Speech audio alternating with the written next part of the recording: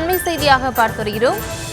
திருவண்ணாமலையில் திமுக இளைஞரணி மாநாடு நடைபெறக்கூடிய சூழலில் அங்கு சென்றடைந்திருக்கிறார் முதலமைச்சர் மு.க.ஸ்டாலின். அங்கு வழிநடைகளும் அவருக்கு உற்சாகமான வரவேற்பு அளிக்கப்பட்டு வருகிறது. விவரங்களோடு இணைகிறார் நமது செய்தியாளர் பாரிகார்த்திக். வணக்கம். மேலும் விவரம். வணக்கம். தமிழ்நாடு முதலமைச்சரும் திமுக தலைவருமான திரு மு.க.ஸ்டாலின் அவர்கள் தற்போது திருவண்ணாமலை வந்திருக்கிறார். திருவண்ணாமலையில் தற்போது திமுகவினுடைய இளைஞரணி நிர்வாகிகளுடைய மாநாடு நடைபெற இருக்கிறது. அதற்காக பிரம்மாண்ட ஏற்பாடு செய்யப்பட்டிருக்கிறது.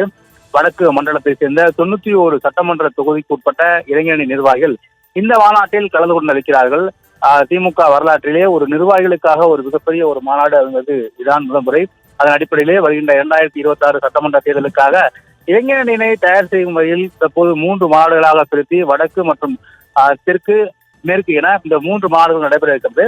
அதன் அடிப்படையிலே முதல் கட்டமாக திருவண்ணாமலையில் இன்று நடக்கும் மாநாட்டிற்காக திமுக தலைவரும் தமிழ்நாடு முதலமைச்சருமான திரு மு.க.ஸ்டாலின் அவர்கள் திருவண்ணாமலை வந்திருக்கிறார். வந்திருக்கும் அவரை திருவண்ணாமலை மாவட்டத்தை சேர்ந்த நிர்வாகிகளும் அதே போல இளைஞரணி நிர்வாகிகளும் முதலமைச்சரை வழிநெடுக இன்னும் வரவேற்று வருகிறார்கள். அதே போல பல்வேறு கலை நிகழ்ச்சிகளும் வரவேற்புக்காக ஏற்பாடு செய்யப்பட்டிருக்கிறது.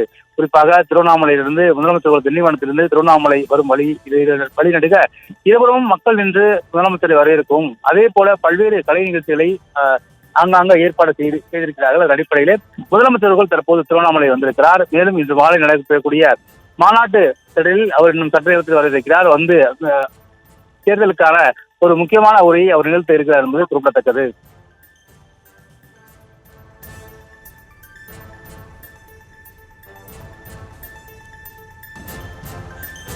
விவரங்களுக்கு நன்றி பாரிகார்த்திக்.